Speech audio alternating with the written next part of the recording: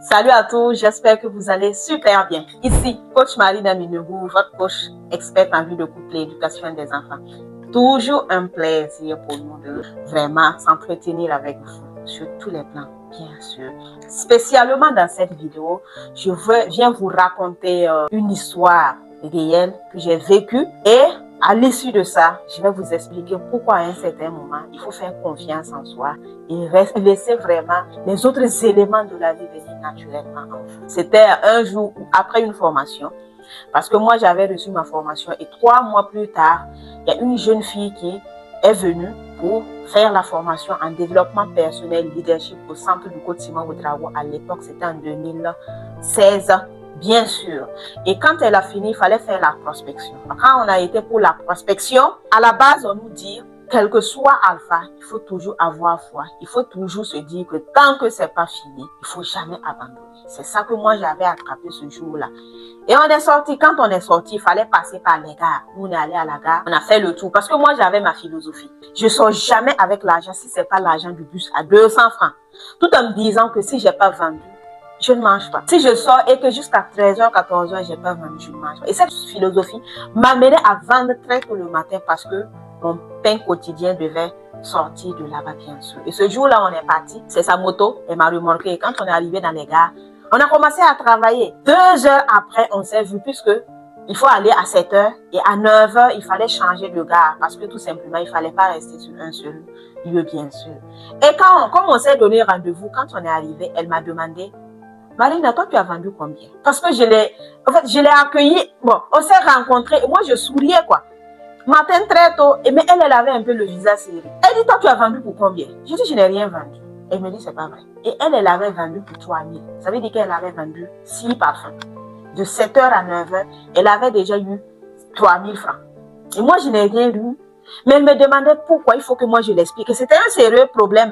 Elle me dit de l'expliquer pourquoi moi je n'ai rien vendu et que j'ai cette joie. Et elle est sortie, elle a vendu pour 3000 francs et elle n'arrive pas à avoir cette joie.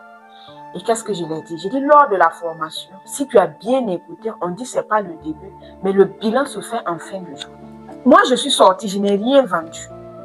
Mais si tu avais bien compris les leçons, toi, tu ne peux pas venir me dire qu'avec les 3000 francs là, toi, tu vas te sentir vraiment vexé. Tu vas te dire que tu n'as pas fait d'effort. Alors que moi, je suis revenue, comme moi, j'ai bien écouté les leçons et tout. Voilà qu'avec 0 vente, je suis toujours dans la joie parce que j'ai espoir. Parce que de 9h à 17h, je crois que je pourrais faire quelque chose. En fin de journée, j'ai vendu presque 2 paquets de parfums et ça allait jusqu'à 20 000 francs. Et elle n'a fait que 5 000 francs. Parce qu'au début, ça l'a bloqué. Le peu que tu as, sois fier de ça. Moi, je n'avais rien, mais j'avais tellement confiance en moi. J'étais fière parce que j'avais cette joie qui m'animait. Mais toi, comme à un certain moment, cette jeune fille n'était pas reconnaissante pour le peu qu'elle avait, voilà que ça s'est limité à 2000 francs de plus. Alors que moi, de rien, avec ma joie de vivre, avec ma confiance en moi, avec ma confiance en l'univers que j'allais faire des merveilles, effectivement, j'ai réalisé mon rêve. Et c'était la journée, je peux dire, la plus bénie de toute ma vie dans l'histoire de la vente. Parce que je ne savais même pas d'où venait cette énergie. La leçon que nous allons tirer ici, c'est quoi? Quel que soit alpha, quel que soit ce que tu traverses dans ta vie, pratique ce qu'on appelle la reconnaissance. Même si tu n'as pas l'argent, dis-toi que le fait que tu sois toujours en bonne santé, le fait que tu aies toujours cette énergie d'avancer dans la vie, ça doit être largement suffisant pour toi d'aller de l'avant. Et l'univers a toujours un plan pour quelqu'un qui est reconnaissant dans la vie. Tant que tu n'es pas reconnaissant, quels que soient tes milliards que tu as acquéris, du jour au lendemain, ça peut basculer parce que tout simplement, le manque de reconnaissance dans la vie, ça devient un blocus dans ce que tu fais. Donc, avec cette histoire, je pense que chacun va s'asseoir, se regarder, voir qu'est-ce que Dieu a mis de merveilleux en moi. Même si tu n'as pas les yeux, le fait que tu puisses respirer et sentir doit être largement suffisant pour toi de lever les yeux ou du moins de vraiment faire un signe de reconnaissance et de remerciement à l'univers pour tout.